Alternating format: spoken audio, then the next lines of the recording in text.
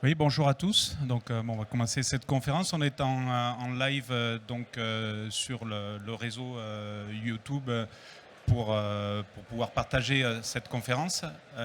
Bienvenue au Paris Coffee Show donc pour cette série de conférences. Le sujet aujourd'hui, comme vous pouvez le voir, c'est valoriser de façon juste la production de café.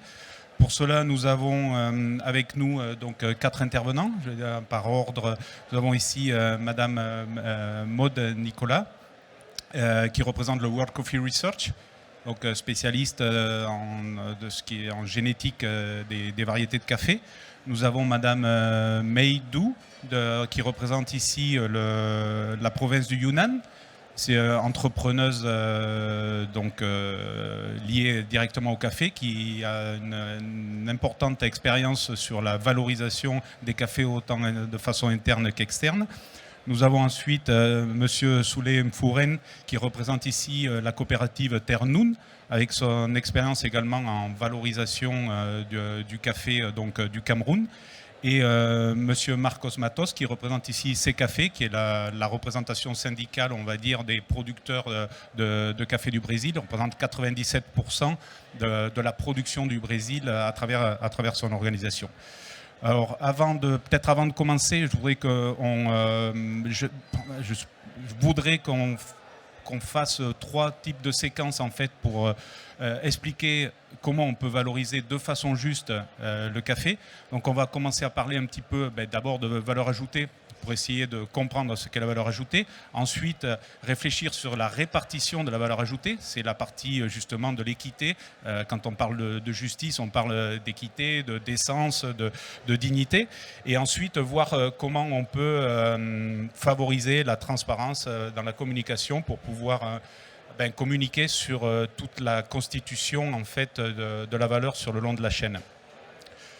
Une petite introduction quand même sur les personnes qui sont ici. Je dirais on peut quand même identifier deux types de démarches. Je me présente aussi. Moi je suis donc Arnaud Cos, je suis producteur de café en Équateur et également directeur de la transition chez Belco. Qui est un importateur en France. Donc je dirais que Souley et moi-même représentons un petit peu le monde du café aujourd'hui, qui doit faire face à énormément de défis avec le changement climatique, l'émigration, les manques de main-d'œuvre. Et d'un autre côté, un petit peu on va dire les origines qui ont un futur brillant, qui sont la Chine et le Brésil, en les personnes de Madame Dou et de Monsieur Matos.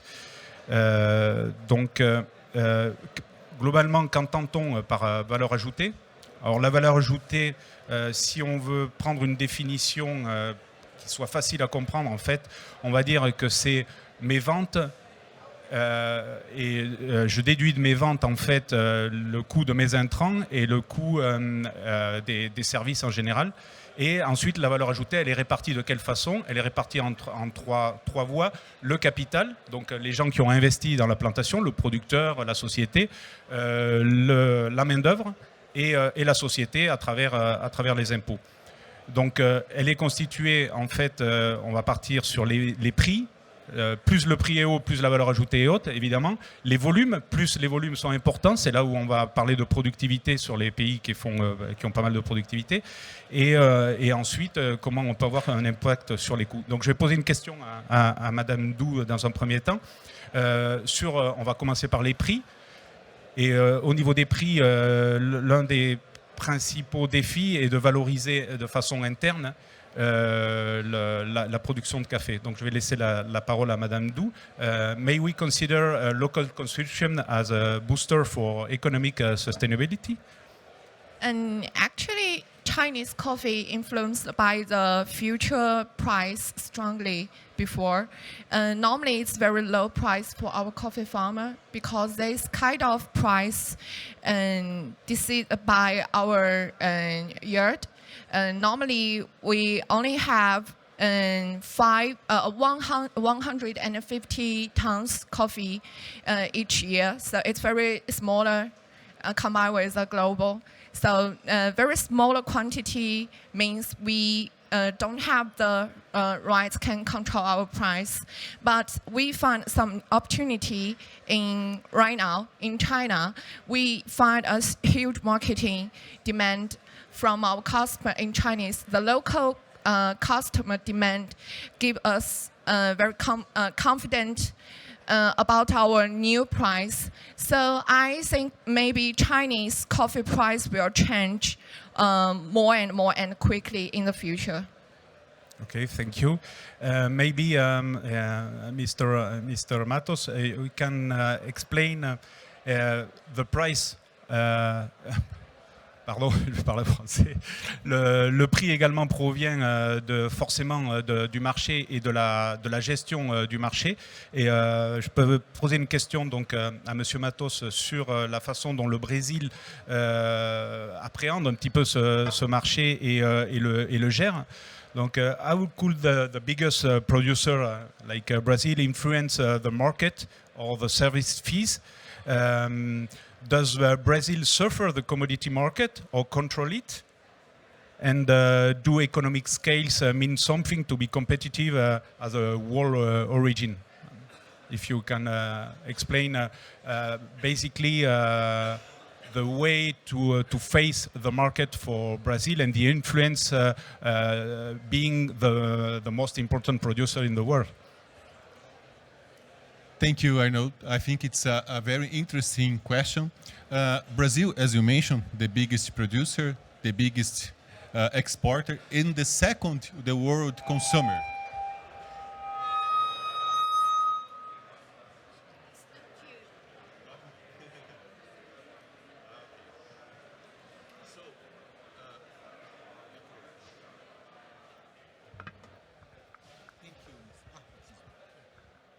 I think, let's try again. We change the microphones.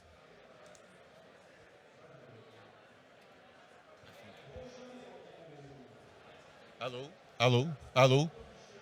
Let's try this one. I think it's good enough. It's good. Yeah. For us, as a second consumer in the world, it's important to balance the market. We represent, according to our production, it has been impacted by climate anomalies. All producing countries in the world has been affected. But our production represents 33% of the world production. But our market presence in the world, our representative is 40%. Why? Because we have internal consumption. We demand coffee. Brazil imports coffee. Brazil produce and export. That internal demands plus the exports represent 40% for international market. I think when you have a very strong internal demand, we balance the market because when farmer harvests, he doesn't export everything. We have to supply our organizations, our industry, and supply the internal industries. I think that management tools, I think that production, sustainability, all that points can organize better the marketing. We suffer, of course, because we are 21 million bags that we demand nowadays. The world is 178 million bags, the global market. I think that we can't control because it's a free market, but we can balance with a very strong internal consumption. Ok, thank you.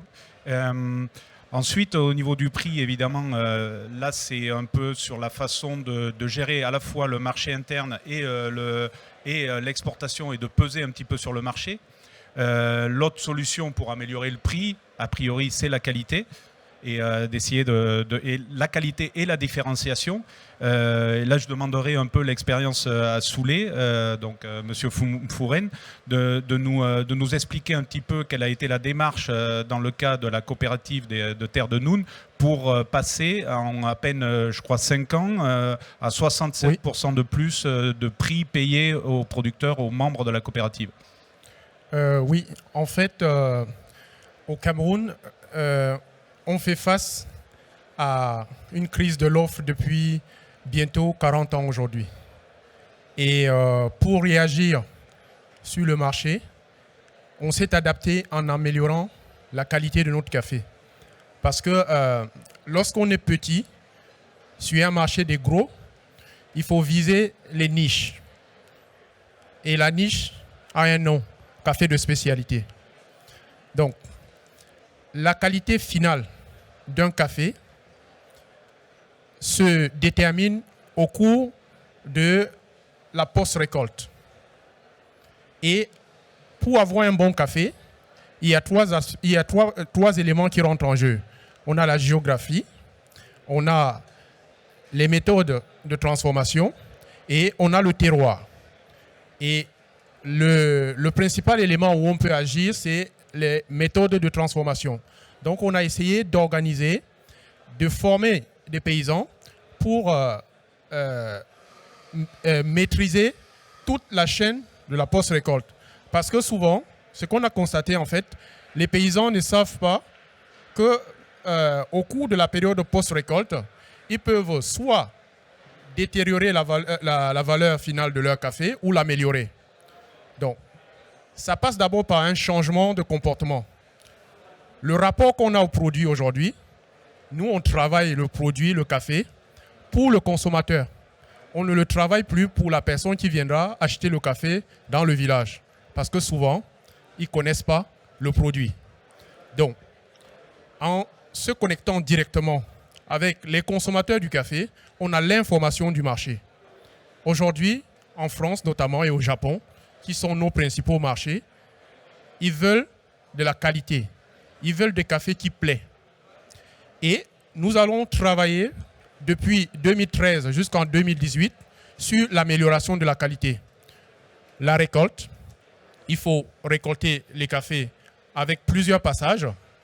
Il faut sécher le café selon une norme. On ne sèche plus le café au sol. On a fabriqué des lits de séchage pour sécher les cafés sur des lits. Donc ça a amélioré au niveau du goût. Le café est moins terreux, mais il est plutôt, toutes ces notes aromatiques sont rehaussées. Aussi, un autre élément qui fait que nous, on n'avait pas des meilleurs prix sur le marché, c'est parce qu'on n'était pas positionné pour valoriser nos terroirs. Or, à l'image du vin, le café, c'est l'expression d'un terroir. Nous, au Cameroun, on a plusieurs terres de café. Koptamo, Koutaba, Kounja, Fumbot. Aujourd'hui, on présente nos cafés à nos clients en fonction des terres où ils ont été produits. La première année, je crois en 2007, je présentais un café Débonheur à Antoine Nessien, qui est un Q-grader, fondateur de l'école nationale supérieure de café. Il m'a dit, Soulé, ton café, il est bon sans plus. En 2021, je lui ai représenté le même café. Il m'a dit, il est rehaussé de notes de fruits. Il m'a dit que ça avait un fruité pamplemousse. Donc, j'ai vu tout de suite sa réaction. Il m'a proposé de lui envoyer l'échantillon. Mais Soulé, le passage en fait sur ces 5 ans, on parle bien de 67% de plus sur le prix. De par le fait de l'amélioration de la qualité, évidemment pour d'autres raisons qu'on verra par la suite, oui. Mais vous avez réussi quand même à faire en sorte que le producteur reçoive pour son café 67% de plus, principalement à travers l'amélioration de la qualité. Oui, à travers l'amélioration de la qualité. Et je vais poser la question également à Madame Dou, donc, dans le cas du Yunnan, puisque le Yunnan a également choisi de passer un petit peu d'une situation de production de masse vers et essayer d'avoir une production un peu plus qualitative. So Yunnan producers decided to shift from scale to quality in order to enhance the average price. I would like to ask if that strategic goal has been achieved. And actually, we just working this kind of strategy few years, because before we didn't know how about the future of Yunnan coffee. Normally, we controlled by the future price and the big companies such as the Nescafe or some big company from Europe or American like this. But now, the scale, maybe it's not the final end of Yunnan coffee. And we heard a lot of demand from Chinese local marketing about the quality coffee. And that's the reason why we change it. And actually, maybe I think a lot of people didn't try Yunnan coffee before, and even conventional coffee. But this year, we take a lot of quality coffee to Paris for coffee cupping to show our performance of quality coffee. And quality coffee for Yunnan, it's very new and explore period right now. But we already got some feedback from our marketing because our customer agree this price, agree this flavor of the quality. They like it, they need it. That's the reason why we can change. So in the future 5 years, the government will help us, help the coffee company and the farmer to increase to 30% of the total quantity in Yunnan. So I think we can make it well in the future. Thank you. Évidemment, il y a un certain dilemme pour les producteurs, à savoir est-ce qu'il vaut mieux produire de la très haute qualité et vendre le café donc relativement cher, mais en sacrifiant un petit peu la productivité, ou à l'inverse, avoir des variétés qui permettent de produire beaucoup plus et sacrifier éventuellement un petit peu la qualité. Et il y a un peu trouver cet équilibre entre productivité et qualité au moment où on décide pour un producteur de choisir une variété. Il faut penser que quand un producteur choisit une variété, il l'a choisie pour 10-15 ans minimum, et c'est un investissement qui ne se rentabilise et qui ne revient qu'à peu près 7 ans après la mise de fonds. Donc il faut éviter quand même d'une certaine façon les erreurs. Et c'est là où évidemment la génétique rentre en action. Et la question que je poserai à Madame Nicolas sur la compatibilité, en fait, au moment où on recherche une variété et où on travaille la génétique, de pouvoir avoir cet équilibre souhaité entre productivité et qualité, et si les deux sont compatibles. Oui, alors à World Coffee Research, on travaille vraiment sur la qualité, enfin les recherches d'innovation variétale qui vont permettre de mettre les bonnes variétés entre les mains des producteurs selon leur pays. Il faut savoir que selon les demandes, selon les pays, les demandes et les conditions climatiques aussi, c'est quelque chose qui entre en jeu. Et à World Coffee Research, en fait, on travaille à identifier les nouvelles variétés et les variétés existantes qui vont mieux réagir en dehors de leur environnement ou selon les besoins. Et aussi, on travaille donc de l'identification des nouvelles variétés jusqu'à la qualité à travers des cuppings qu'on réalise avec nos entreprises membres, et afin de savoir quelle variété va correspondre aussi au goût des torréfacteurs et donc des consommateurs. Parce qu'on sait aussi que l'innovation variétale va permettre la diversité des origines. Et comme disait très bien M. Matos, c'est 60% de la production globale aujourd'hui est assurée par 3 pays dans le monde. Et la diversité des origines permet aussi d'avoir cette variété pour l'industrie du café et les torréfacteurs au final. Oui, écoutez, merci. J'avais une question pour remettre un petit peu dans le contexte. Si on regarde les progrès qui ont été faits en génétique, on arrive à passer à multiplier par 2 en fait la productivité d'une variété ancestrale à une variété aujourd'hui moderne. Évidemment, pour un producteur, je parle de mon cas par exemple, il est probablement plus facile pour moi d'utiliser une variété ancestrale et de vendre à 2 fois le prix du cours mondial que de chercher à produire 2 fois plus et maintenir au prix que me donnera le marché. Donc là, il y a effectivement une prise de décision stratégique au niveau de chaque planteur en fonction de son terroir et de la façon dont il va pouvoir faire s'exprimer la génétique pour avoir soit de la qualité, soit de la productivité. Dans ce cas-là, par exemple, au Cameroun, vous avez choisi dernièrement une variété, le Star Maya, qui est en fait un hybride, pour répondre en fait à certaines contraintes que vous avez dans le terroir. Exactement. Donc en fait, par exemple au Cameroun, on a une maladie qui s'appelle l'anthracnose. C'est une maladie, on appelle ça le dessèchement des rameaux.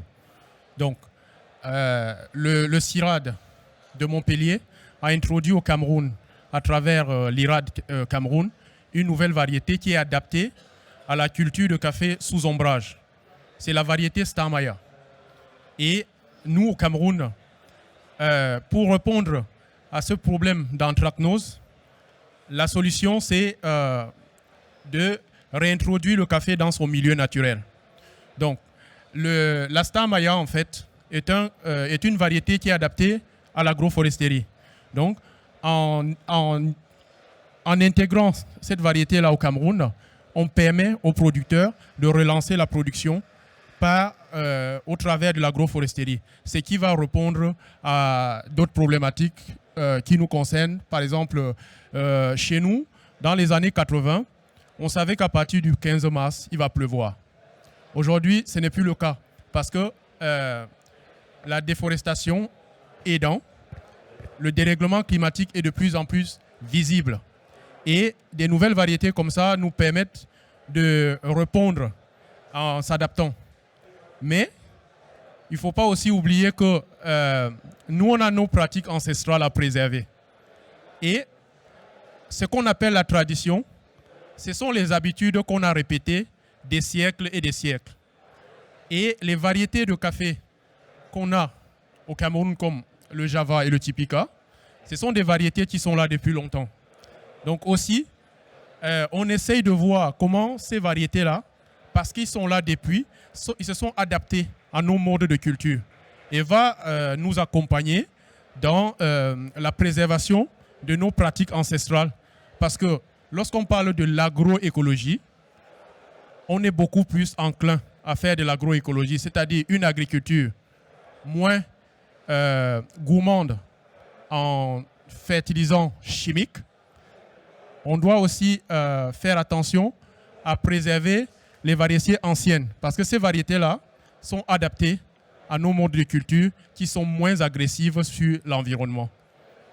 De la même façon, je crois qu'au Yunnan, il y a une volonté de passer. Le Yunnan, traditionnellement, travaille avec une seule variété, qui est un Katimor, qui est en fait un hybride entre, on va faire simple, entre une sorte de mutation de Robusta avec de l'Arabica pour pouvoir lui conférer une résistance à une maladie, à la maladie principale dans le monde du café, qui est la rouille orangée.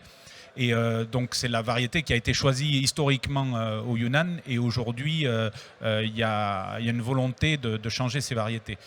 Vous avez compris la question en français, n'est-ce pas? Yes, that's true. Katimor is the largest variety of Yunnan until now. Actually, during this scale coffee planting years, it's around 30 years like this. We still planting in Katimor. To be honest, the Katimor is not top of flavor or the quality, but reason why we choose Katimor, because Yunnan is a very good place for Katimor, easy living. And the very important for us, it's not only benefit, also the risk. We have to consider about the risk of coffee industry.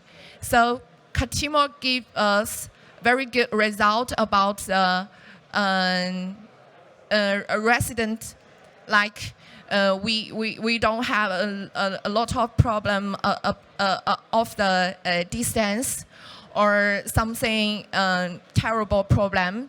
And also Côte d'Ivoire can provide us enough yield of coffee. So includes the yield, includes the quality, includes the risk. We need one variety as a basic of Yunnan coffee. So Côte d'Ivoire is the best choice until now. And but we also try some new variety, for example, bourbon or Typica, Satimor, even the geisha. So maybe in the future, scale to quality and changement, we will do more about sustainable planting, such as variety researching. But I think we will continue use the Côte d'Ivoire, this kind of variety in a long time. Ok, mais oui, le Katimor est parfaitement adapté à la province du Yunnan. Évidemment, il y a d'autres variétés qui vont être testées pour essayer de voir leur adaptation. Il y a quand même un certain danger d'utiliser des variétés qui sont sensibles à certaines variétés, à certaines maladies et qui pourraient poser des problèmes. Donc là, on a fait un petit peu le tour de ce qui est la constitution du prix, donc à travers soit de la qualité, soit à travers la maîtrise du marché. Maintenant, il y a l'histoire des volumes, c'est-à-dire de la productivité, qui évidemment doit être intégrée dans le choix, disons, d'un pays pour son avenir. La productivité, elle est obtenue, on l'a vu, en grande partie par l'histoire de génétique. Et on va passer donc à la partie plutôt des coûts. Et donc les coûts, c'est les intrants, c'est des services, dont la logistique. Et je vais faire intervenir donc Monsieur Matos là sur la façon dont la maîtrise des coûts a permis, en fait, et c'est très important de prendre ça en compte, au Brésil de garantir aux producteurs aujourd'hui 85% du prix FOB. Peut-être ça ne parle pas énormément pour vous, mais dans beaucoup de pays, le producteur ne reçoit en moyenne que 50 à 60% du prix FOB. Et ça, c'est une démonstration d'efficacité de la filière. I was talking about your achievement on the sharing of the FOB value of the price to the producer, where you reach in Arabica, I guess 85% return to the producer. And how did you achieve this goal? Thank you, Arnold. We have been analyzed for the last 2 decades how the prices is transferred for farmers. And we create a methodology to measure that. In our website, we can check the methodology and the results for the last 20 years. It's interesting because we can improve, we can evolve. Nowadays, Arabica is, as Arnold mentioned, 85%. That represents 100% of FOB, free on board, exports price in the ports. 85% is farmer income. It's efficiency in the value chain. A few months ago, as I mentioned to you, Arnold, in Berlin, we had a meeting in a German agency, and I was watching a presentation from Kenya. A friend of mine, he's a member of the Global Coffee Platform, and he mentioned that the shared price in Kenya 3 years ago, approximately, was 50%. When they know and when they notice that we are publishing, we have a methodology, they start an internal debate. 50%. Almost 3 years after, nowadays, a few months ago, the shared price in Kenya is 75%. They gain 25% more. It's a very interesting margin for farmers. And we now start to debate other benchmarks. That kind of efficiency, farming, close to the cooperatives, close to the export company, close to the industry, it's create a awareness. And they, of course, there one more point I'd like to share you, and impacts my first comment, the internal consumption. It's interesting when farm have financial tools, and when he used that, in fact, in Brazil, international levels, Arabica in New York, Robusta in London, the international level prices, we can sell with 3 years before. There is marketing for many years ahead, 3 years ahead. So we can't sell at the same time million bags. It decreases the price. But if you sell part of your production each year with management, we know the production costs, you know the international prices. We know the efficiency through the value chain, transparency. It's possible to balance the market, as we mentioned, because you don't have to sell at the same time, you don't have to export everything at the same time. We can plan your production when we sell. That things create awareness in the value chain. And you are acting as the lobby of the producers to maybe put some pressure on the government to drop the taxes and to get a better price to the producer. It's very important to notice the action of the organization of the producer as a power into the politics in the country. Yes, that's interesting to mention because Secafé, the Brazilian Coffee Exporters Council, represents 97% of Brazilian exports. But at the same time, we supply our internal demand. Cooperatives, global companies, and national companies. We are debating right now a tax reform. And of course, the new regulation that's coming the next year, they have to be fair for farmers. But I think the number one point is statistics with credibility, accuracy, and transparency. Because with numbers, exactly the price you export, exactly the price you pay, you put in a platform that everybody can check. This is the point. Transparency creates awareness.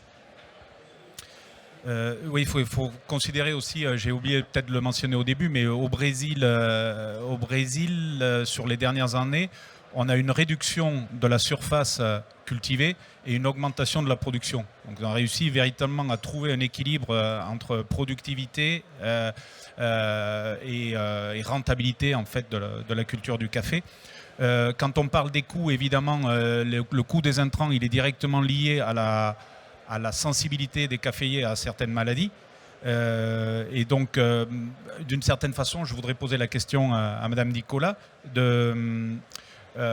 si on peut effectivement quantifier l'efficacité du génie génétique en termes de réduction de l'utilisation de certains intrants. On pense forcément aux fongicides en particulier.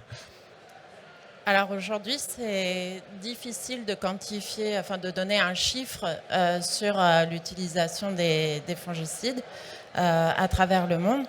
Toutefois, dans la recherche, dans l'innovation variétale, on travaille grâce aux essais qu'on réalise à travers nos différents sites partenaires dans le monde. On travaille à étudier ce que l'utilisation en fait des pesticides, des intrants, de tout, pour améliorer la qualité tout en réduisant l'utilisation de tous ces fertilisants, ces pesticides, et faire en sorte que, en fait, on sait, enfin comme tout le monde dit, c'est le coût de production est important et le coût de rémunération n'est pas forcément lié au coût de production. Donc plus on va réduire la qualité, enfin l'utilisation de tous les intrants, et grâce aux variétés qui vont être plus résilientes au changement climatique, aux maladies, etc., plus on va réduire l'utilisation de tous ces intrants. Mais également, il y a le coût de la création d'une variété. Je ne sais pas si on peut l'évoquer, parce que bon, tout à l'heure, on parlait qu'on récupérait l'investissement pour un producteur environ 7 ans après avoir planté. Combien de temps on met pour obtenir une variété en moyenne Pour obtenir une variété, il faut compter entre 10 à 30 ans. Donc en fait, c'est vraiment un travail de longue haleine. C'est quelque chose qui est bénéfique pour les agriculteurs à long terme et pas immédiatement. Puisque avant, on doit faire, il y a toute une phase d'étude, ensuite il y a une phase de pré-commercialisation avant que les agriculteurs puissent bénéficier de ces nouvelles variétés. Et c'est pour ça qu'aujourd'hui, les plus petits pays producteurs n'ont pas forcément les moyens d'innover dans la recherche et le développement agricole. Et c'est pour ça que nous, à World Coffee Research, on travaille en partenariat avec eux pour leur donner accès à ces recherches et pour que les producteurs puissent bénéficier, tous les producteurs puissent bénéficier de ces innovations variétales. Ouais, vous pourrez imaginer que s'il faut entre 15 et 30 ans, il y a beaucoup de changements également. On parle du climat évidemment, mais il y en a également d'autres au niveau des pratiques agricoles. Et moi je dis toujours que le risque c'est un petit peu aussi d'essayer de vouloir mettre une F1 sur une piste de brousse et de ne pas pouvoir obtenir par la suite le résultat espéré. Une autre solution à part la génétique est évidemment d'avoir recours à la nature. Et c'est un peu ce que disait Soulé au sujet de cette transition et de cette volonté de passer à des pratiques beaucoup plus vertueuses et beaucoup plus en accord avec la nature, mais surtout essayer de faire travailler la nature pour éviter cette consommation excessive d'intrants et probablement pour réduire l'utilisation de main-d'œuvre. Donc là, c'est une expérience réussie en agroforesterie, en agroécologie, au niveau de Terre de Noun. Est-ce qu'on peut dire qu'on arrive à faire travailler la nature au moins aussi bien que la chimie et disons les hommes? Heureusement. Et pour le café, c'est une aberration. Parce que le café, quand il est sorti de l'Éthiopie au XIIe siècle, il était produit dans la forêt. Donc, nous, tout ce qu'on a fait, c'est réconcilier l'homme et l'arbre en réintroduisant le café dans son milieu naturel. Et il se trouve que lorsqu'on fait ce geste, on retombe sur le premier élément, la qualité. Le café se valorise sous ombrage. Or, lorsqu'on plante un arbre à côté d'un caféier, en fait, un arbre, comparativement au caféier, a des racines profondes, alors que le caféier a des racines superficielles. C'est ce qui se passe dans une parcelle. L'azote dont le café a besoin se trouve en surface. L'arbre, grâce aux racines profondes, va récupérer l'azote que le caféier perd à cause de l'eau de ruissellement pour le renvoyer en surface à travers le feuillage. Et pendant la saison sèche, lorsque les terres s'assèchent et tout, l'arbre va redonner au café à travers la litière de feuilles. Donc, nous, on a expérimenté ça dans les parcelles. Et ce qui se passe, c'est que l'arbre augmente la fertilité naturelle du sol. Et lorsque l'arbre effectue, redonne cette fertilité naturelle au sol, ça crée des conditions pour pouvoir associer d'autres produits au café. Et c'est là où ça devient intéressant. Parce que au Cameroun, nous sommes dans une région où la pression démographique est telle que on ne peut plus continuer à consacrer des terres pour cultiver un produit qui ne nourrit pas les gens. Parce qu'il faut le dire, le café il est très bon, hein, mais ce n'est pas un produit qui nourrit les gens. Comment faire pour continuer à cultiver le café tout en préservant la sécurité alimentaire des gens dans nos villages? L'arbre permet d'associer avec succès les autres produits, comme le haricot, de faire du miel en introduisant les ruches à l'intérieur des parcelles. Donc, tout ça, on peut le faire grâce à l'agroécologie. Et World Coffee Research a parlé tout à l'heure de l'espace-temps qu'il faut. Au Cameroun, je pense que dans 30 ans, si on n'a rien fait, au niveau agroécologique, je parle, hein, il n'y aura plus de producteurs au Cameroun. Donc, en attendant que World Coffee Research trouve peut-être une solution qui sera viable pour nous, on aura disparu. Donc, l'agroécologie, aujourd'hui, c'est un peu un appel que je lance à vous. L'agroécologie, c'est l'avenir des petits producteurs. C'est ça qui va préserver les petits producteurs. Et il faut savoir qu'on ne produit pas beaucoup, mais nous sommes des millions à produire 35 000 tonnes de café, qui représente, j'ai lu selon une agence, selon le CIRAD, ça représente l'équivalent de la production de 2 producteurs au Brésil. C'est 35 000 personnes qui produisent au Cameroun. Et quand on parle de 35 000 producteurs, c'est environ 850 000 personnes. Parce qu'un producteur, c'est une famille. En Afrique, en moyenne, c'est 12 personnes. Et dans nos villages, c'est encore plus. Donc, l'agroécologie permet à la fois de préserver les variétés, la diversité dans la consommation de café, mais aussi de sauvegarder, d'assurer la sécurité alimentaire dans les pays producteurs. Aujourd'hui, on a créé, grâce à l'agroécologie, un nouveau produit pour le marché local. Les produits vivriers qu'on introduit à l'intérieur des parcelles,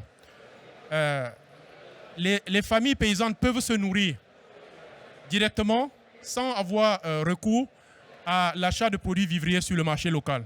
Et le surplus de production est revendu sur le marché local sous forme de paniers paysans. Et on a fait ça et ça nous permet aujourd'hui de récupérer un peu de revenus pour pouvoir soutenir l'investissement en agroécologie sur le terrain.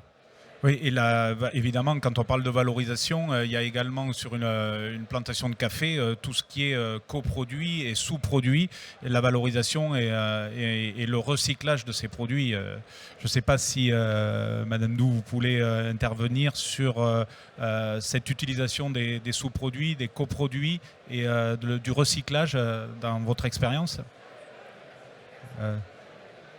If you can talk about your experience on recycling and using byproducts, coffee byproducts as a ritual, which is your company. And actually, I want to add one more mind about their words, and not only our product for added value, and actually for our coffee farmers.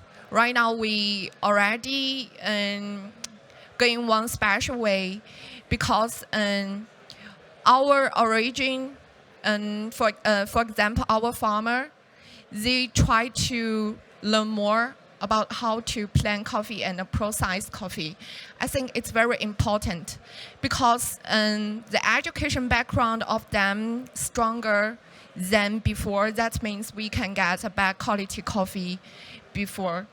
And so, which kind of product can change the price or add more value in the future? I don't think it's not only value. It's not only the price. It's like something else more. So I think maybe the good education, the good living place, good background of coffee industry, it's also important in Yunnan. So we do something special. We try to establish one strong trust relationship between our farmer and our producer. That means it's not a roasting. That's our producer, like something like some coffee stuff special. In China, there are a lot of Chan brand coming soon, and they have huge marketing. They start with hundreds of shops or thousands of shops like this. They need a lot of kind of things from coffee and about the coffee stuff. So we try to consider about the future demand, which kind of coffee and coffee product it's suit for our marketing and can add more value inside. And for the farms, maybe we can use the straight way and try to provide their coffee to market it directly. It's nature, it's street business, or something fair. More fair than some commercial coffee like this. And how to show this kind of coffee product in our shop, we use recycled coffee cups. We use some recycled coffee grounds furniture to show different conception about the coffee, and can show the back of the industry and link to the marketing and make people touch the origin place directly. They can see our products from the coffee, green coffee loop, and they think, maybe I drink this cup of coffee, I can contact with the coffee farm directly. I think it's a good way to show the connection, the green sustainable connection from farm to the market, from seeds to cups directly. That's own way. But also we need a strong brand cooperation, because green sustainable strategy, it's not our country's strategy, it's a global strategy. There are a lot of companies, they need this kind of green sustainable development strategy in the future. So they will choose some partner from coffee origin place or coffee production can help them to finish this goal. So maybe our products can represent a coffee farm, our producer, and also strong and future strategy can show the whole green coffee industry very well. And then we get this kind of benefit that's enough to make our business very well. That also can give more benefit to our farm to finish the a lot of details improvement. So I think we explore this way, but our production, our business model, and just researching for sustainable coffee industry in the future and how to add this kind of value, we need more answer from marketing, from our consumer. Ok, également ce qu'on peut mentionner très vite, mais bon, pour un producteur de café, évidemment, il peut produire autre chose sur sa plantation, mais le caféier également peut produire d'autres coproduits, on va dire, et qui peuvent être valorisés, qui peuvent permettre de maintenir la main-d'œuvre en dehors de la récolte. Bon, je pense globalement aux feuilles, à la cascara, évidemment, que peut-être vous connaissez tous.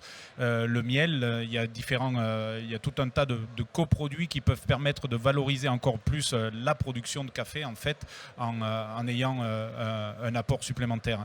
Je pense qu'au niveau du temps, il nous faudrait passer à la répartition de la valeur ajoutée, puisque quand on parle de valoriser de façon juste, le sujet est véritablement de savoir comment le prix du café se répartit sur l'ensemble de la filière.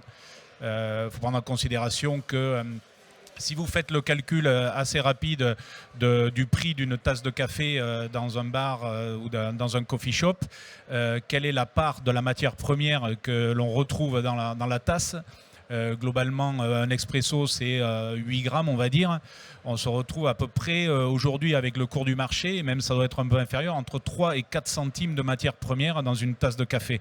Donc vous pouvez imaginer que 3 à 4 centimes qui reviennent pas forcément au producteur, 3 à 4 centimes de prix FOB. Donc comme on a vu avec Monsieur Matos, c'est que 85% de ces 3 à 4 centimes qui reviennent dans une filière extrêmement efficace, qui reviennent au producteur.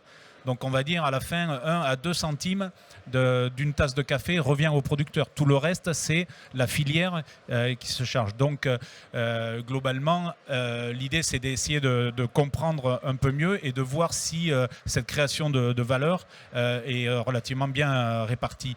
Donc je poserai la question à Monsieur Massos.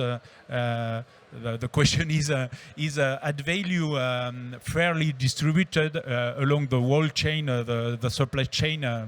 What is your opinion about that? I was just explaining that in a cup of coffee, you just have maybe today 1, 2, 3 cents of euros or dollars of raw material of green coffee. And so I would like you to explain to the people what how is the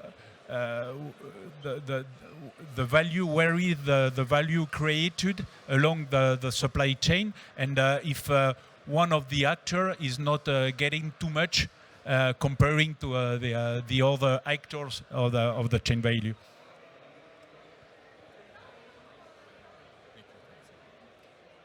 Thank you, Arnold.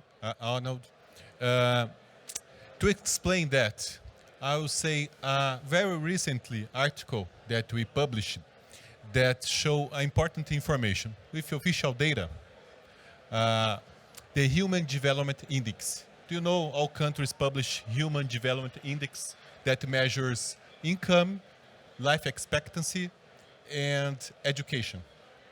We can analyze for many regions in the same country. We did.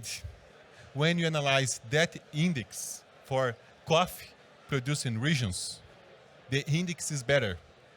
Minas Gerais state, it's medium, 0.79, 0.69. It's a medium. But in coffee producing regions in Brazil, it's high, 0.78.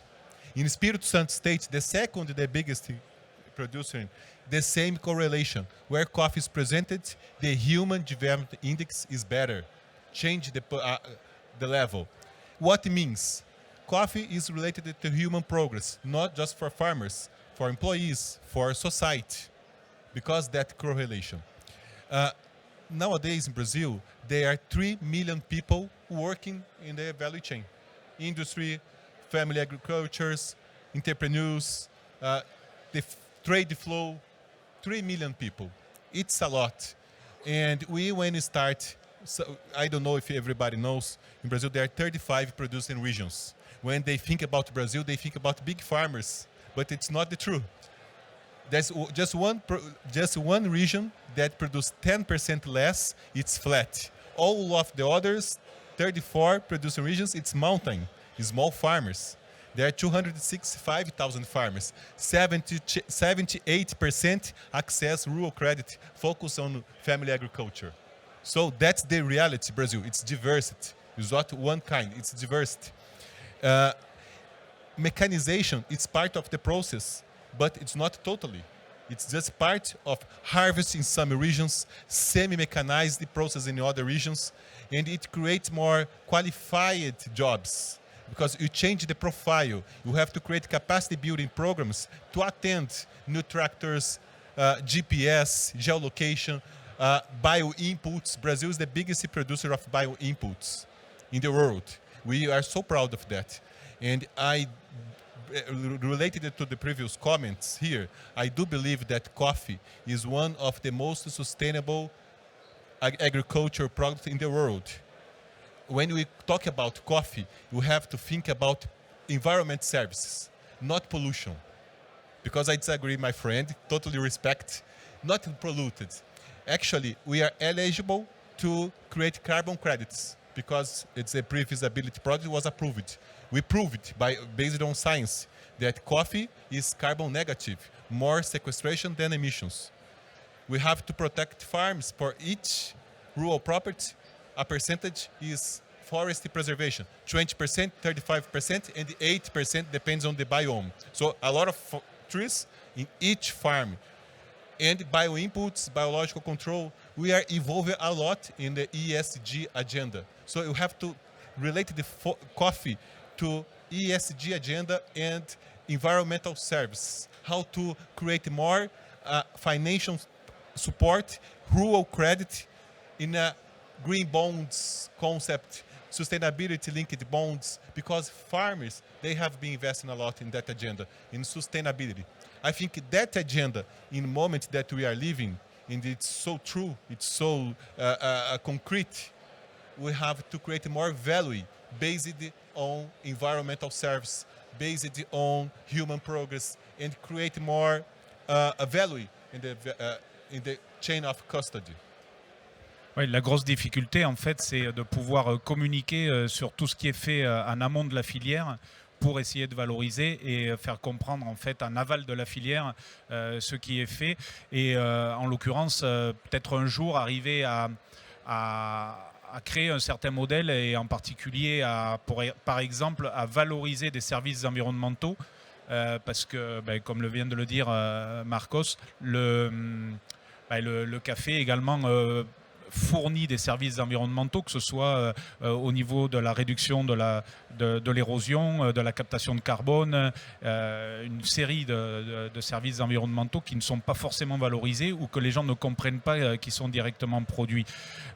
Une autre solution en fait pour les producteurs d'essayer de créer plus de valeur ajoutée, c'est se positionner un peu plus en aval dans la filière. Donc beaucoup de producteurs essaient de s'avancer un petit peu dans la filière. Et c'est le cas justement de Terre-Noun. Je ne sais pas si vous pouvez nous mentionner un petit peu sur comment vous avez fait pour ne pas dépendre, on va dire, de l'intermédiaire, ensuite de l'exportateur, ensuite du commercialisateur et comment vous avez réussi à réduire la chaîne de valeur pour pouvoir aller presque jusqu'au consommateur, je crois. Oui, nous aujourd'hui on fait de la plantation à la tasse. Et le marché du café, il faut savoir entre la plantation de Koptamo, la plantation de Sidi, des Bonheurs et Namadam, et l'atelier du torréfacteur en France, il y a au minimum 12 personnes qui interviennent. Et ces 12 personnes-là, il faut les payer.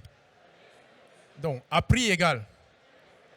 Quand toutes ces personnes-là ont prélevé leurs frais, il ne reste plus grand-chose pour nous, les producteurs.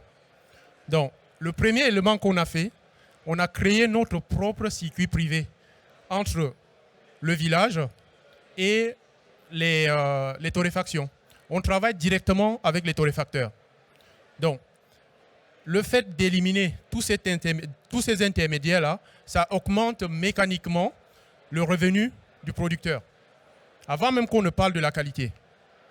Donc, le premier pilier de notre programme de répartition de la valeur, c'est l'inclusion sociale des plus démunis sur le marché du café.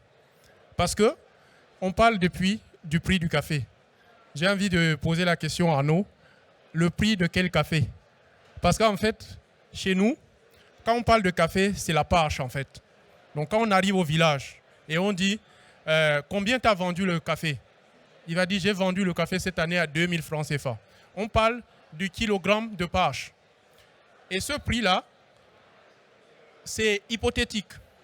Donc, les intermédiaires peuvent venir au village raconter n'importe quoi à un producteur sur ce prix-là. Parce que le prix du café fixé sur le marché international, c'est le prix du café vert. Donc, le deuxième point, il faut internaliser l'ensemble des processus jusqu'à la transformation du café vert. Ça permet aux paysans d'avoir l'information réelle sur combien ça coûte le café vert. Ça, c'est le deuxième point. Le troisième point maintenant, lorsqu'on a reçu l'argent du café, il faut savoir le distribuer. L'un des plus grands tabous dans nos pays producteurs de café, c'est le revenu des personnes qui travaillent réellement dans les champs. Ne posez pas cette question au village. Vous allez avoir des problèmes. Donc nous, au sein de la coopérative, qu'est-ce qu'on a fait? On a proposé aux producteurs, lorsqu'on reçoit l'argent du café de spécialité, 20% du revenu, donc lorsqu'on a enlevé tous les coûts de production, donc 20%, on va dire, de la rentabilité est retenu au niveau de la coopérative pour une meilleure répartition. On va prélever un montant sur on va dire ce revenu de la qualité qu'on va redistribuer directement aux producteurs, mais aussi aux femmes et aux jeunes qui travaillent dans les champs de café, qui ne sont pas propriétaires de la parcelle. Parce qu'il faut savoir, je parle du Cameroun principalement, hein. Je ne sais pas comment ça se passe au Brésil et dans d'autres pays, mais dans les pays pauvres, 98% des travailleurs sont des travailleuses. Et 98% des producteurs et propriétaires de café sont des hommes. Parfois, on ne les voit jamais, sauf le jour où on vient remettre l'argent du café. Donc, si on ne met pas en place un système de répartition de prix juste dans les pays producteurs, la valeur ne va pas aux personnes qui travaillent réellement pour la qualité du café. Donc, lorsqu'on met en place un programme d'amélioration de la qualité du café Terra Noon, on doit aussi s'assurer derrière que la valeur profite à tous. Les femmes dont je vous ai parlé tout à l'heure, elles travaillent le café. Mais même ce système de répartition de café n'est pas suffisant pour leur redistribuer la valeur du café de façon juste. Parce que ces femmes-là, souvent, elles travaillent dans le champ de café une partie de l'année. Quand elles récupèrent le revenu du café, elles le redonnent aux propriétaires terriens pour louer une parcelle pour cultiver le terrain et pouvoir se nourrir, pouvoir cultiver le haricot, les légumes et tout. Nous, grâce aux 20% du revenu du café, le revenu net, je parle de la marge nette, grâce à ça, nous on a loué des terres et créé des fermes agroécologiques où on attribue des parcelles aux femmes qui n'ont pas accès à la terre et aux jeunes. Parce qu'il faut savoir chez nous, il faut tuer le père pour accéder à la propriété. Ceux qui sont propriétaires des terres, ce sont les anciens. La femme accède à la propriété que lorsqu'elle devient veuve. Et la notion de jeune, ce n'est pas ce qui se trouve dans le Larousse. La notion de jeune chez nous, c'est celui qui est héritier. Donc vous pouvez être jeune jusqu'à 90 ans. Et vous pouvez devenir un ancien à partir de 16 ans si vous avez hérité des terres de vos parents. Donc ceux qui n'ont pas hérité des terres, lorsqu'on a reçu le revenu du café, puisqu'ils y travaillent, donc on les a alloués des espaces pour pouvoir produire à l'intérieur de la ferme communautaire et se nourrir. Le surplus de produits, le surplus de production, la coopérative aussi organise la valorisation. Ce qui est important peut-être de mentionner par rapport à votre expérience, c'est que quand on parle de répartition de la valeur, on ne s'arrête pas aux producteurs, évidemment. Exactement. Il y a d'autres acteurs au-delà du producteur qui sont les gens qui vont travailler éventuellement dans l'exploitation. Quand l'exploitation prend une dimension plus importante, globalement, pour que vous ayez une idée quand même, une personne seule peut cultiver une parcelle de café environ jusqu'à 5-6 hectares, tout seul, disons sa famille. Mais il va avoir besoin de toute façon de main-d'œuvre pour la récolte. Et je pense que l'une des originalités de la coopérative donc, de Terre de Noun, c'est avoir compris que les membres de la coopérative ne devaient pas être qu'exclusivement les producteurs, mais également les autres acteurs de la production du café. J'aimerais que vous puissiez assez rapidement, parce qu'on va bientôt finir, en fait, sur comment vous avez pu intégrer en fait à la coopérative et rendre membres de la coopérative des gens qui n'ont pas forcément de terre, mais qui sont directement actifs dans la filière. Donc, en fait, la coopérative est fondée sur un modèle inédit. En fait, ceux qui sont membres de la coopérative, ce sont tous ceux qui travaillent dans le café, pas les propriétaires terriens, pas les producteurs. Donc, nos membres sont composés des propriétaires, de ceux qui travaillent dans le café et les jeunes apporteur de solutions. Un jeune apporteur de solutions, c'est quelqu'un comme moi. Lorsque je suis rentré de France avec l'idée d'améliorer la qualité du café, je n'avais pas de parcelle. Donc, quand on met en place un système d'amélioration de la qualité, il faut que je puisse avoir un retour sur investissement, c'est-à-dire une rémunération. Donc, si je travaille pour une coopérative où les décideurs sont seulement les producteurs de café, je ne suis pas sûr que mon intérêt sera préservé. Donc, à l'intérieur de notre coopérative, vous avez comme membres tous ceux qui travaillent, donc les intérimaires, ceux qui font le tri dans l'usine, les femmes qui travaillent dans les champs et les propriétaires de café. Et comme c'est une coopérative, on est sur un principe, un homme, une voix. Donc du coup, tout le monde a la même voix au sein de la coopérative. Et ça facilite les questions de genre, les questions d'équilibre dans la répartition des revenus. Et la communauté. Et l'implication également dans par exemple, quand vous avez besoin d'améliorer la qualité, les gens se sentent motivés Les gens se sentent motivés parce que lorsque vous avez participé à la récolte de café chez moi et que vous avez travaillé dans mon champ, si j'ai eu de la qualité, cette personne-là sera motivée pour la recruter dans son champ pour l'aider à faire de la cueillette parce que la coopérative a redistribué une partie du revenu du café à cette personne-là. Et du coup, ça crée une compétition plutôt positive au sein de la parcelle. Je voulais ajouter juste un point, la communauté. Moi, quand j'ai mon champ, il y a une partie, ce sont des travailleurs, et l'autre partie, c'est la famille. Ce sont les amis, ce sont les cousins qui viennent m'aider pendant la récolte. Donc, il faut aussi redistribuer à la communauté. Donc, on a mis en place une bourse scolaire. La bourse scolaire permet de développer le développement de l'éducation dans le village en soutenant l'école primaire dans le village. Parce qu'il faut savoir, quand une école primaire ferme dans un village, ce sont les jeunes producteurs qui s'en vont. Or, c'est la jeunesse qui est garant de l'innovation dans l'agriculture. Donc, c'est pour ça que nous aussi, on va essayer de redistribuer à la communauté à travers des projets communautaires comme la bourse d'études. Ouais, en fait, dans ce cas-là, l'organisation de producteurs se substitue un petit peu on va dire, à l'État. Quand je parlais tout à l'heure de la répartition de la valeur ajoutée entre main-d'œuvre, capital et société, si l'État ne participe pas au développement des zones de production, c'est les producteurs eux-mêmes qui prennent ça en charge et c'est donc la partie de la valeur ajoutée qui est redistribuée au niveau de la société en général. On voit que tout ça, c'est pas tellement simple quand en aval de la filière, on a des prix qui sont extrêmement différenciés entre une origine ou une autre origine. On pense à la qualité, à la rareté, parce qu'il y a beaucoup d'origines qui en fait sont chères parce que le café est rare.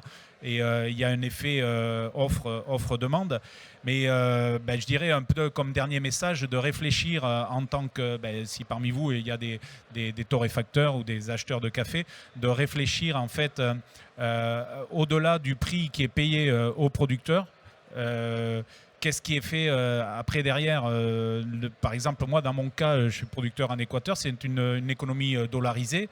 Dollarisée et extrêmement organisée au niveau social. Moi, les personnes qui travaillent sur la plantation doivent être affiliées à la sécurité sociale, doivent avoir un salaire qui est supérieur à certains pays de l'Union européenne. Ça, il faut le savoir.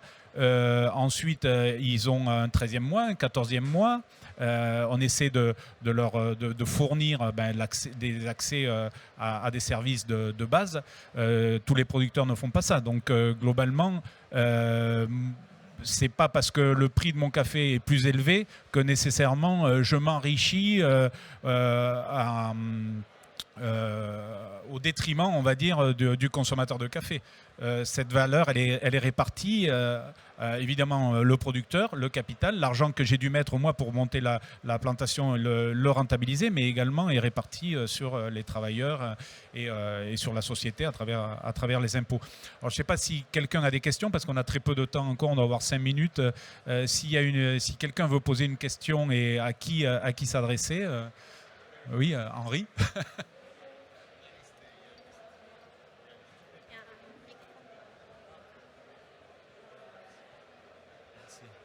En français ou en anglais la question, Arnaud? Tu préfères quoi? In English or in French? Both, maybe? In English, maybe, yes. We focused on the farming process and the culture of the plant. Us as roasters, coffee roasters, we propose this specialty coffee, and we are engaged in a virtuous cycle. We go further day after day to the taste, to the quality, and we are very concerned about the links that tie us together from the producer, from the farmer to the cup. But I wonder if this is not finally a risk that we put the weight on you by proposing fancy processes, anaerobic fermentation, and different tastes and fancy things.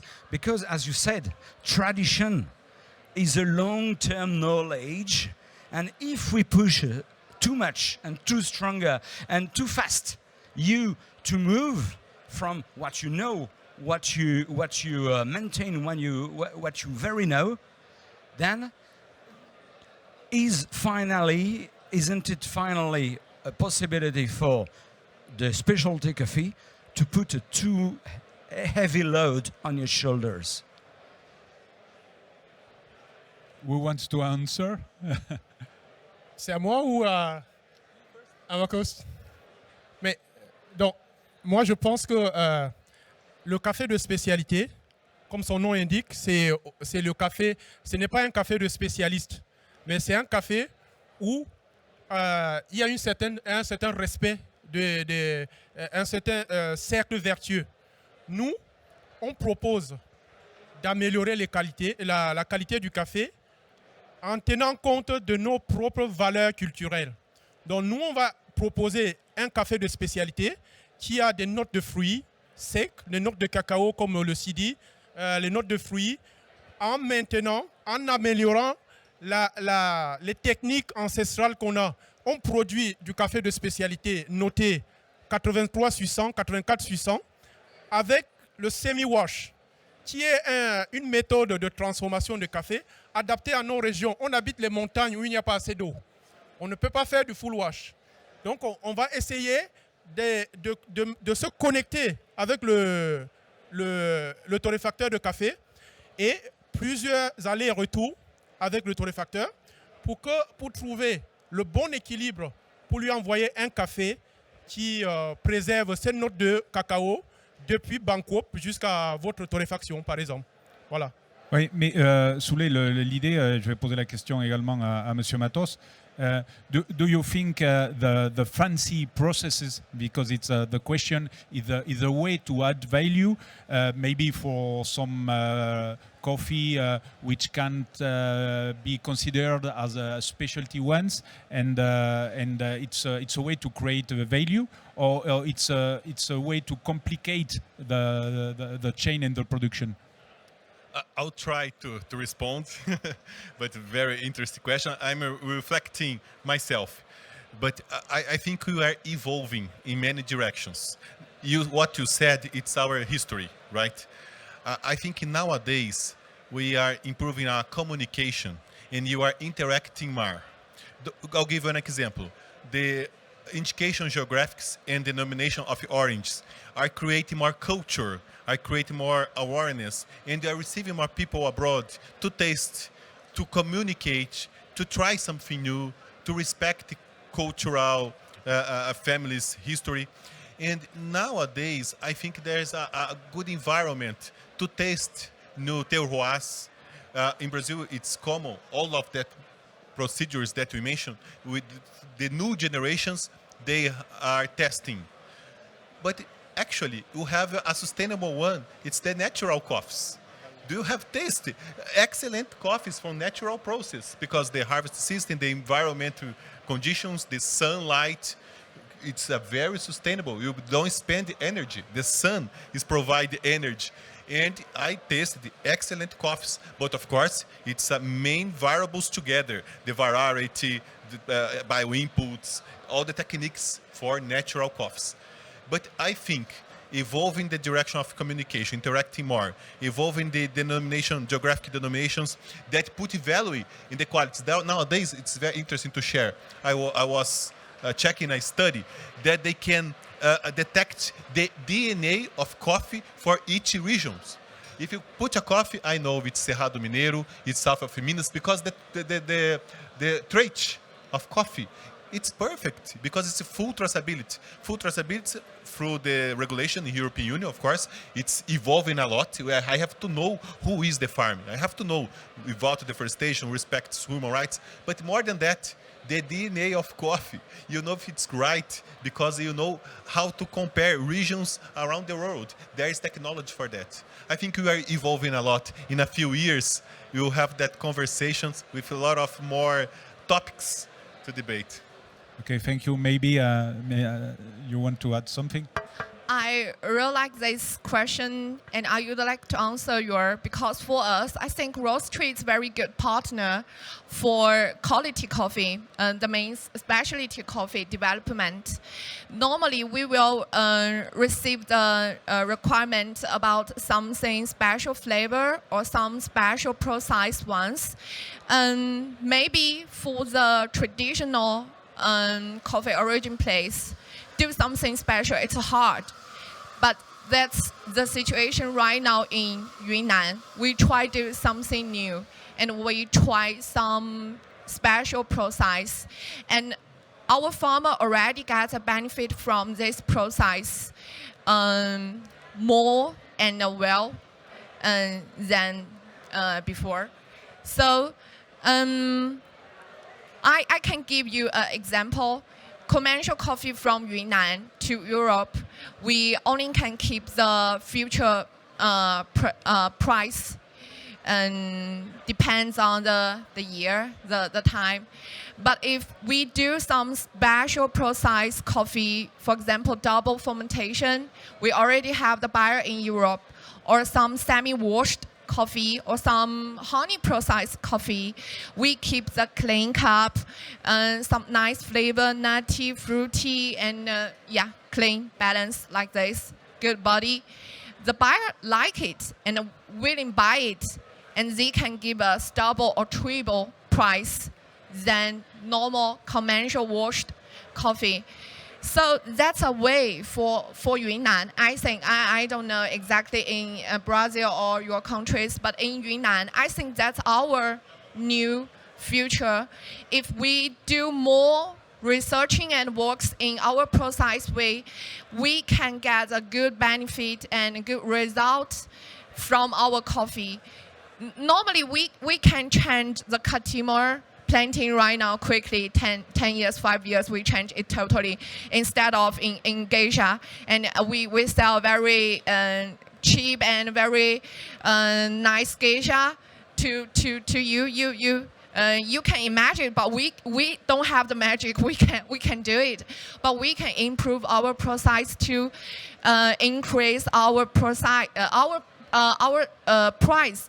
So I think we already tried and get some good feedback. So I'm real thanks for each roastery. They can help us to do this. And I like the roasteries always keep this sense, you know. They like some flavor. They respect the customer sense. They know instead of the marketing, and they are very important supplier for coffee marketing. So maybe we need to have more cooperation between roastery and farm or coffee origin directly like this to help farmer and coffee, a small, my means a small family group like this to improve their skill knowledge and how to make coffee better. And then you will get better coffee, we will get better price, and our customer will drink excellent coffee every day. That's our expanding future, I think. Oui, je pense juste sur ce sujet. En fait, il faut vraiment être très très prudent, parce que ce que vient d'être mentionné sur des nouveaux process ou sur chaque fois demander quelque chose de différent, en fait tout ça a été créé au départ justement pour créer de la valeur sur des cafés qui n'avaient pas de valeur. Et en fait, aujourd'hui, on applique ces techniques-là et ces process compliqués que moi j'appelle un peu fancy, au moins dans mon cas, on les applique à des cafés qui intrinsèquement avaient déjà une qualité supérieure et d'une certaine façon, on les dénature. Et il faut faire attention que tout ce qui est demandé en termes de traçabilité, en termes de nouveaux process, tout ça, ça génère des coûts et forcément, ça augmente après le prix à la fin et il faudra prendre ça en compte. Je ne sais pas si on peut donner un micro. Ouais, juste une. C'est fini? Ah ouais. C'est fini. Bonjour et merci beaucoup. Donc par rapport à ce qui vient d'être dit, je suis assez d'accord et je pense qu'en plus de la valeur en fait du coût qui doit être partagé avec les producteurs, c'est beaucoup les connaissances. Et comme également vous venez de le dire, on a beaucoup de cafés qui étaient déjà très qualitatifs. Et de ce que j'ai vu, le café de spécialité reste destiné à une niche de producteurs. Et donc il y a quand même beaucoup de producteurs qui n'ont aucune connaissance et en fait surtout aucun moyen de relever les défis.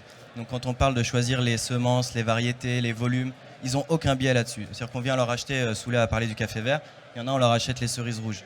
Et ils n'auront jamais rien à dire en fait parce qu'on pourrait dire qu'en cette année l'investissement de la plantation est à peu près rentabilisé, mais ça fait des générations qui sont pauvres et qui restent les plus pauvres en fait. Donc, on va le prendre comme un commentaire plus comme une question parce que malheureusement on est pris par le temps. On va remercier donc les organisateurs et surtout forcément Excusez-moi. Je ne sais pas si Marie-Hélène va nous autoriser. Marie, Allô. Je voulais quand même, parce qu'on est en France, saluer le lycée français de technologie de San Francisco. Parce que le lycée français de technologie de San Francisco vient de doter la coopérative Terranun d'une application numérique pour vendre les produits vivriers, les fruits et légumes qu'on cultive à l'intérieur de nos parcelles agroécologiques au Cameroun à travers la communauté d'expatriés français qui vivent dans les 2 principales villes du Cameroun. Donc je voudrais quand même saluer les élèves du lycée français pour cette initiative-là. Et c'est ça aussi le café. Le café, c'est un produit de contact. Et je salue Terre de Café qui est l'une des marques qui valorise le café de spécialité, les terroirs et les cafés de forêt.